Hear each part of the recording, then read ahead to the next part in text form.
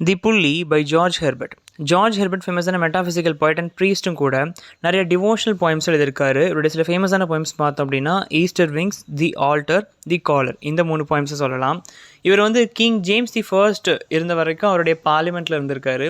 அவருடைய டெத்துக்கு அடுத்து ஒரு ப்ரீஸ்டாக மாறுன்னு சொல்லிட்டு அந்த அந்த பொலிட்டிக் இதெல்லாம் விட்டுட்டு அப்படியே இங்கே ப்ரீஸ்டாக வந்துட்டார். தன்னுடைய வாழ்க்கையோட கடைசி நாள், அது 39 வயசில் இருந்திருக்காரு. அது வரைக்கும் ஒரு ரெக்டராக தான் இருந்திருக்கார். ஓகேவா?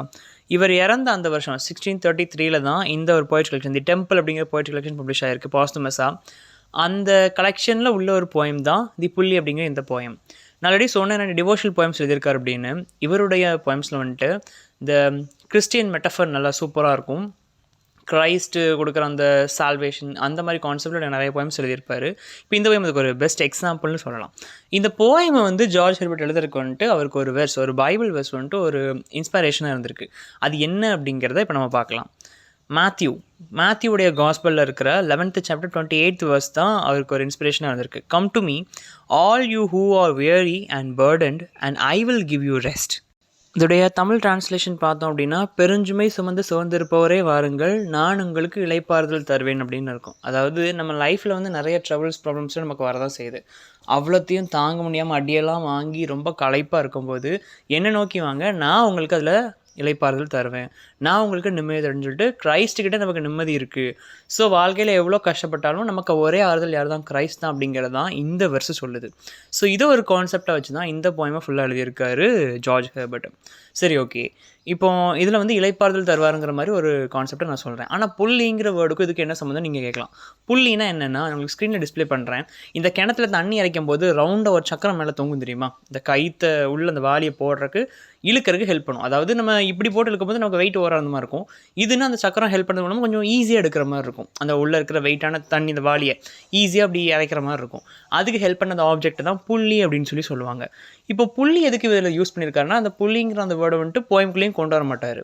அப்போ எதுக்கு போயமுக்கு டைட்டில் புள்ளின்னு வச்சிருக்காரு அப்படின்னா, எப்படி ஒரு புள்ளி யூஸ் பண்ணி உள்ள வெயிட்டான தண்ணியோ இல்லை வேறு எதுவும் வெயிட்டான ஆப்ஜெக்ட் நம்ம லிஃப்ட் பண்ணி ஈஸியாக லிஃப்ட் பண்ணுறோமோ, அதே மாதிரி காட் வந்து வேர்னஸ், டயர்ட்னஸ், இந்த வேர்ல்டில் இருக்கிற இந்த நமக்குள்ள ட்ரபுள்ஸ் இதெல்லாம் யூஸ் பண்ணி நம்மளை அப்லிஃப்ட் பண்ணுறாரு, அவர்கிட்ட நம்மளை கூப்பிட்டுக்கிறாரு, அவர் நம்மளை அரவணைச்சிக்கிறாரு அப்படிங்கிற மாதிரி ஒரு மெட்டஃபருக்காக தான் அந்த புள்ளிங்கிற அந்த ஆப்ஜெக்டை பயன்படுத்தியிருக்காரு ஜார்ஜ் ஹெர்பர்ட். அதாவது அந்த புள்ளிங்கிறது வந்து காடோடைய டெக்னிக், நம்மளை அவர்கிட்ட இழுத்துக்கிற ஒரு டெக்னிக். அந்த ரோப் இருக்குல்ல, அந்த அந்த ஆப்ஜெக்டை இழுக்கிற ரோப்பு, அந்த புள்ளியில் இருக்கிற அந்த ரோப் வந்துட்டு நம்மளோட வியர்னஸ், டயர்ட்னஸ், அதெல்லாம் இந்த ரெஸ்ட்லெஸ்னஸ், அந்த ஆப்ஜெக்ட் ஒன்று வெயிட்டாக தூக்குறோம்ல, அந்த ஆப்ஜெக்ட் தான் நம்ம இழுக்கிறது காட். இப்படி இந்த மாதிரி இந்த வேர்ல்டில் இருக்கிற இந்த மாதிரி ட்ரபிள்ஸ் ப்ராப்ளம்ஸ்லாம் வச்சு நம்மளை அவர்கிட்ட சேர்த்து அரவணைப்பு தராரு, ஆறுதல் தராரு அப்படிங்கிற மாதிரி தான். அதுக்கு தான் இந்த புள்ளி ஒரு மெட்டஃபர் அந்த போயமில் இந்த டைட்டில் மூலமாக சொல்லியிருக்காரு. பட் புள்ளிங்கிறது போயமுக்குள்ளே வராது. நம்ம இப்படி கனெக்ட் பண்ணும்போது நமக்கு ஈஸியாக புரியும். இது ஒரு மெட்டஃபர், இந்த புள்ளிங்கிறது ஒரு மெட்டஃபர் கொடுத்துருக்காரு. இப்போ இந்த போயம் லைன்ஸ் பார்க்கலாம். ரொம்ப சின்ன போயம் தான், ரொம்ப அழகாக இருக்கும். இன்கேஸ் நான் போயம் லைன்ஸ் டிஸ்கிரிப்ஷனில் கொடுக்க மறந்துட்டேன் அப்படின்னா, லூசு பையிலே டிஸ்கிரிப்ஷனில் போயம் லைன்ஸ் இல்லைன்னு சொன்னீங்க அப்படின்னா கமெண்ட் பண்ணிங்கன்னா உடனே உங்களுக்கு டிஸ்கிரிப்ஷனில் போயம் லைன்ஸ் ஆட் ஆயிரும். ஓகே, இப்போ சம்மரி பார்த்துடலாம். When God at first made man, having a glass of blessing stand by letters. அதாவது காட் வந்துட்டு ஃபஸ்ட்டு மனுஷனை படைச்சிடறாரு. Made man, God first made man, முதல்ல மனுஷனை படைச்சிடுறாரு. Then having a glass of blessing standing by. இப்போ அவர் கையில் வந்து ஒரு கிளாஸ் ஃபுல்லாக பிளெஸிங்ஸ் இருக்குது. அவர் காடு தானே, அவர் நமக்கு நிறைய ஆசீர்வாதங்கள் கொடுக்குறதுக்கு காடு ரெடியாக இருக்கார். மனுஷனை படைச்சிட்டு கையில் முழுக்க ஆசீர்வாதங்களும் வச்சுருக்காரு, ஒரு கிளாஸ் ஃபுல்லாக. Let us said he pour on him all we can, let the world's riches which dispersed lie contract into a span. அதாவது லெட்டஸ், இப்போ நான் என்ன பண்ண போகிறேன், இவர் சொல்கிறார், காட் சொல்கிறார், pour on him all we can. நம்மளால் என்ன அளவுக்கு வளங்களை கொடுக்க முடியுமோ அதை முழுக்க கொடுங்க. யாருக்கு? மனுஷனுக்கு. let the world's riches which dispersed lie contract into a span. அதாவது உலகம் முழுக்க சிதறி கிடக்கிற எல்லா வளங்களும், ஏன்னா கடவுள் படைத்த பூமியில் எல்லா விதமான வளங்களும் நிறைஞ்சிருக்கு. அப்போ எல்லா வளங்களையும் கொடுங்க. யாருக்கு? மனுஷனுக்கு கொடுங்க. கான்ட்ராக்ட் இன்ட்ரெஸ்ட் பண்ணி எல்லாத்தையுமே மொத்தமாக ப்ராட் டுகெதர், மொத்தமாக கொண்டு வந்து மொத்தமாக ஹியூமனுக்கு ஷார்ட்டாக அழகாக அவன் கையில் கொடுங்க. எல்லாமே அவனுக்கு போய் எல்லா வளங்களும் சேரணும், எல்லா விதமான ஆசீர்வாதங்களும் மனுஷனுக்கு போகணும்னு சொல்லிட்டு அந்த கிளாஸ் இருக்கிற பிளெஸிங்ஸையும் கொடுக்குறாரு, எல்லா வளங்களையும் மனுஷனுக்கு போய் சேரட்டும்னு சொல்லியும் கொடுக்குறாரு. ஸோ ஸ்ட்ரென்த் ஃபர்ஸ்ட் மேட் அவே. அப்போ இது என்னதுன்னா, பிளெஸிங் என்ன அப்படின்னா ஸ்ட்ரென்த். அவர் என்ன சொன்னார், ஃபஸ்ட்டு கிளாஸை கையில் வச்சுட்டு ஒரு பிளெஸிங்காக கொடுத்துட்ருக்காரு. தென் எல்லா வளங்களும் மனுஷனுக்கு போய் சேரட்டும்னு சொல்கிறாரு. சொல்லிவிட்டு பிளெஸிங் ஸ்ட்ரென்த், தென் பியூட்டி ஃப்ளோட், தென் விஸ்டம், ஹானர், ப்ளஷர். அதுக்கடுத்து ஒன்றா அந்த கிளாஸ் எடுத்து கொடுக்குறாரு. எடுத்து கொடுக்கும்போது பியூட்டி வருது, தென் விஸ்டம், ஹானர், ப்ளஷர்னு இந்த உலகத்தில் நம்ம விரும்பி ஏற்றுக்கக்கூடிய எல்லா விதமான வளங்களையும் அப்படியே மனுஷனுக்கு ஒன்றா கொடுக்குறாரு. when almost all was out, God made a stay. எல்லா வளங்களையும் மோஸ்ட்லி எல்லாத்தையுமே அந்த கிளாஸ் வந்து மனுஷனுக்கு கொடுத்துட்டாரு, அந்த ஆசீர்வாதங்களை கொடுத்துட்டாரு, பிளெஸிங் கொடுத்துட்டாரு. பட்டு அப்படியே எல்லாமே முடிஞ்சிருச்சு. அந்த கிளாஸ் வந்து ஒன்றே ஒன்று தான் இருக்கிற மாதிரி இருக்குது. அப்போ அப்படியே நின்றுட்டார், கொடுக்கல, ஸ்டாப் பண்ணிட்டார். பர்சீவிங் தட், அப்போ அவர் ஒன்று நோட்டீஸ் பண்ணுறாரு. என்ன அப்படின்னா, alone all of his treasure rest in the bottom lay. அவருடைய எல்லா ட்ரெஷரை தாண்டி ஒரு முக்கியமான ட்ரெஷர் அதுக்குள்ளே இருக்குது. அதான் ரெஸ்ட்னா அந்த இடத்துல வந்துட்டு ஒரு அமைதி, ஒரு இளைப்பாறுதல், ஒரு நிம்மதி, அது மட்டும் அந்த கிளாஸ்க்குள்ளே இருக்குது. அதை பார்த்தோன்னே யோசிச்சுட்டு இதை கொடுக்க வேணாம்னு சொல்லிட்டு யோசிக்கிறாரு God. For if I should, said he, bestow this jewel also on my creature. அதாவது இப்போது அவர் அப்படின்னு நின்று யோசிக்கிறாரு, இதையும் நான் என்னுடைய அழகாக படைத்த என்னுடைய கிரியேச்சருக்கு நான் கொடுத்தேன் அப்படின்னா, he would adore my gifts instead of me. அவன் வந்து இதை நான் இந்த ரெஸ்ட்டையும் நான் கொடுத்துட்டேன்னா அவன் என்ன பண்ணுவான் அப்படின்னா, அவனுக்கு நான் கொடுத்ததையே தான் கொண்டாடி சந்தோஷப்பட்டுட்டு இருப்பான். எனக்கு எல்லாமே இருக்குது, நிம்மதி இருக்குது, சந்தோஷம் இருக்குது, ப்ளஷர், ஹானர், ஸ்ட்ரென்த் இருக்குது, காட் இந்த முழு வளங்களை எனக்கு தான் கொடுத்துருக்காரு அப்படின்னு சொல்லிட்டு அவன் பாட்டுக்கு ஜாலியாக இருப்பான். அதை அடோர் பண்ணுவான். ஒவ்வொரு நாளும் நான் படைச்ச பூமி அடோர் பண்ணுவான், நான் கொடுத்த வளங்களை பிளெஸிங்ஸ் அடோர் பண்ணுவான். யார் அடோர் பண்ண மாட்டான்? என்ன அடோர் பண்ண மாட்டான்? இன்ஸ்டெட் ஆஃப் மீ, எனக்கு பதிலாக நான் கொடுத்த அந்த வரங்களாக அவன் அடோர் பண்ணுவான். And rest in nature, not the God of nature.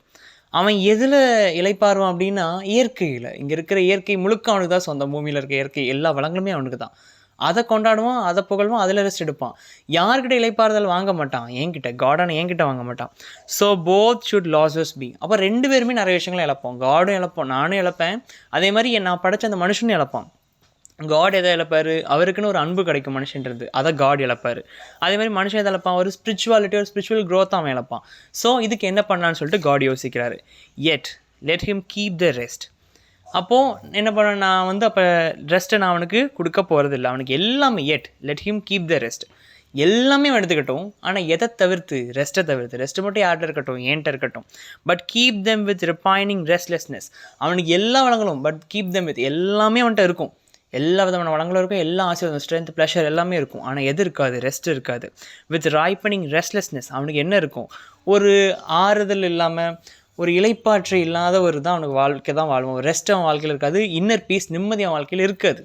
அந்த உலகத்தில் இருக்க அந்த டயர்ட்னஸ் அவனுக்கு இருக்க தான் செய்யும், நிம்மதி அவனுக்கு கிடைக்காது. Let him be rich and weary, that at least if goodness lead him not, yet weariness may toss him to my breast. அதாவது அவன் நல்லா பணக்காரனாக இருக்கட்டும், ஆனாலும் அவனுக்குள்ளே என்ன இருக்கும்? ஒரு ரெஸ்ட்லெஸ் ஃபீல் இருக்கும், இன்னர் பீஸ் இருக்காது அவன்கிட்ட. இந்த மாதிரி தான் அவன் இருப்பான்.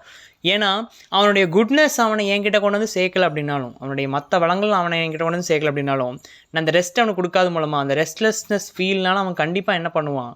என்கிட்ட வந்து என்னுடைய நெஞ்சோடு வந்து அணைச்சிக்கிடுவான். நான் அவனை கட்டி தழுவுவேன், நான் அவனுக்கு ஆறுதல் கொடுப்பேன். இப்போ காடோடைய பிளானே என்ன அப்படின்னா, இவனுக்கு எல்லாத்தையுமே கொடுப்போம், ஆனால் ரெஸ்ட், ஒரு நிம்மதி, இன்னர் பீஸை கொடுக்கக்கூடாது. ஏன்னா உலகத்தில் வந்து நிறைய பிரச்சனைகள், மற்ற எல்லாத்தினால பிரச்சனை கண்டிப்பாக வரும், ஆனால் இன்னர் பீஸ் தான் முக்கியம் நமக்கு சொல்லப்போனால். அது இல்லைன்னா வாழ்க்கையே இல்லை. அப்போ அவர் அதை எடுத்துக்கிறக்கு ஒரே ரீசன், அவனுக்கும் எனக்கும் ஒரு அன்பு இருக்கணும், ஒரு பாசம் இருக்கணும், மனிதன் கடவுளுங்கிற ஒரு ரிலேஷன்ஷிப் இருக்கணும். அந்த ரிலேஷன்ஷிப் வந்து இப்போ நான் ரெஸ்ட்டை கொடுத்துட்டேன்னா அவன் என்னை தேட மாட்டான், அவன் என்னை தேடி என்கிட்ட அந்த இளைப்பாறுதல் அவனுக்கு வாங்கிக்கணும், அதுக்காக நான் அந்த ரெஸ்ட்டை எடுத்துக்கிறேன்னு சொல்லிட்டு ஒரு ரிலேஷன்ஷிப், மனுஷனுக்கு கடவுளுக்கு ரிலேஷன் வளர்த்துக்கிறாரு காட் இது மூலமாக. ஸோ ரெஸ்ட்டு என்கிட்ட தான் இருக்குது, என்னை தேடி நீ ஓடி வா. இந்த உலகத்தில் நிறையா டயர்ட்னஸ் உனக்கு ஏற்பட தான் செய்யும், அதுக்கு ஒரே மருந்து நான் தான் சொல்லிட்டு சொல்கிறார். இப்போ போய் தான் நான் எதுக்கு அந்த வேர்ஸை முதல்ல சொன்னேன் அப்படின்னு, come to me all you who are weary and burdened and I will give you rest. இதை தான் இன்டென்ட் பண்ணி இந்த போயம் எழுதியிருக்காரு ஜார்ஜ் ஹெர்பர்ட். ஸோ தீம்ஸ்ன்னு பார்த்தோம் அப்படின்னா, relationship between God and humanity, spiritual restlessness and divine wisdom, இதெல்லாம் அந்த போயமோட தீம்ஸை சொல்லலாம்.